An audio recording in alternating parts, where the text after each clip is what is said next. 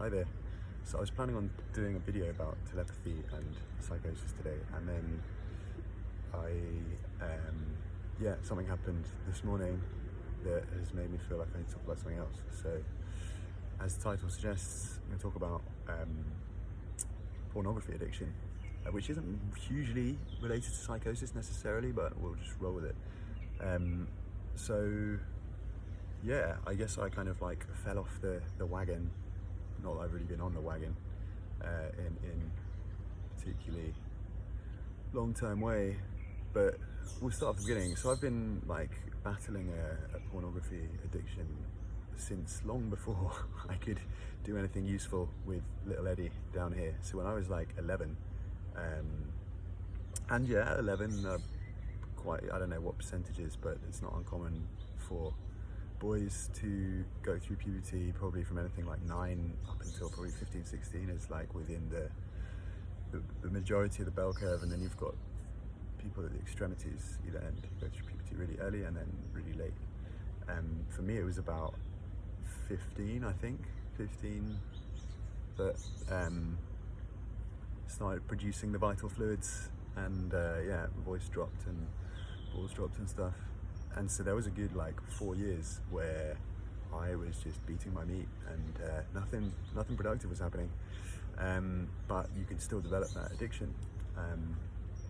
Unfortunately, it was in the early days of the internet. So it was mainly like pictures, and not only that, it was pictures that took a long time to load. 28 kilobits per second modem. So like you're watching a picture loading, you're like, okay, yeah, boobs, got boobs, and then it just keeps loading. And so I feel like that did me a favor in that being exposed to like HD video or like VR porn and stuff at a really young age, or any age really, it would be just even stronger conditioning. So for me, it started out with like pictures, and then as the internet got better and computers got better, then it would be like videos, and then better videos, and then eventually the likes of Pornhub came along, and the rest is history. So it probably took me till like early 20s to really recognize I had a problem with it. I was always quite kind of shameful about it. I wouldn't talk about it. I don't know why. It was not programmed into me. My family weren't like super religious and very anti-pornography or anything. Like, on the contrary, it was something that from my father was like, at a certain stage, I think the kind of birds and the bees chat was had, and like a porn magazine appeared in my top drawer. But this was like after this. That did not cause it by any stretch of the imagination. It was just, I'm just trying to illustrate that I wasn't like keeping zipped about it for any particular reason. I think I just felt in me that it wasn't right. I just felt like it was sad, basically. Like I had a lot of sexual energy, and I was just spending it all on, energetically on like women I didn't know and was very unlikely to ever meet through like a computer screen, people the other side of the world half the time. So I thought that I felt like it wasn't the right thing for me to be doing. And then by the time that I had really kind of come to terms with it, I was already pretty well addicted to it. I think it interfered a lot with my real relationship. Well, no, it did interfere a lot with my real relationships. Meant that I didn't have many, really. I had a fair amount of kind of meaningless, well, not meaningless, but like, getting a bit off track here, but where was I? Talking about pornography. And so I think actually the most useful thing really to talk about is ways that I felt helped me deal with it. And like, because I have had a good deal of success in more recent years in like healing from it, and the person I am now with relation to it compared to the person I was in my early 20s or my teens or even my mid 20s, late 20s, I'm much more healed, and I'm much more in control, in command of it than I was before. So things that I did that I found are really helpful in my like beating pornography addiction journey have been, well, so the first step is like admitting, right? I mean, if you look at 12-step programs and such, you will see that that's a good thing to follow, 12-step program. So yeah, the first thing would be to admit that you have it, and then one of the first things I did was take off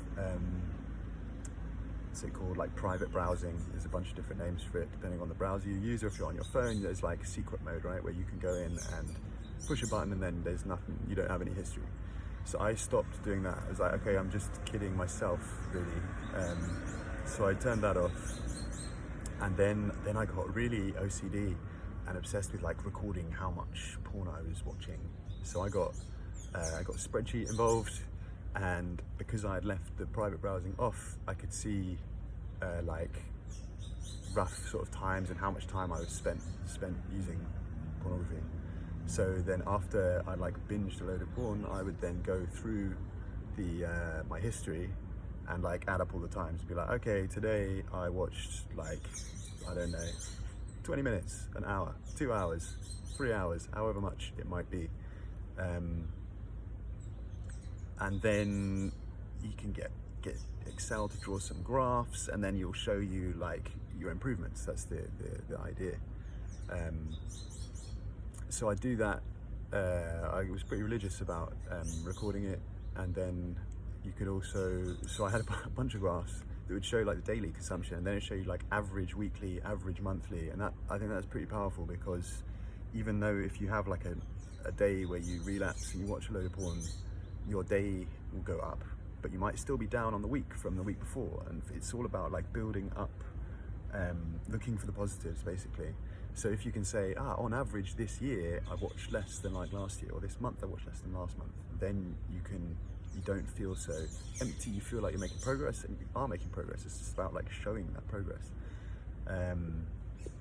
So that was really powerful. It's actually something I'm going to get back into, I think, because I haven't been doing it, because I felt like I'd healed so much from it. I felt like I didn't need it, and now perhaps I'm realizing actually I do, because yeah, it's still got me within its grasp.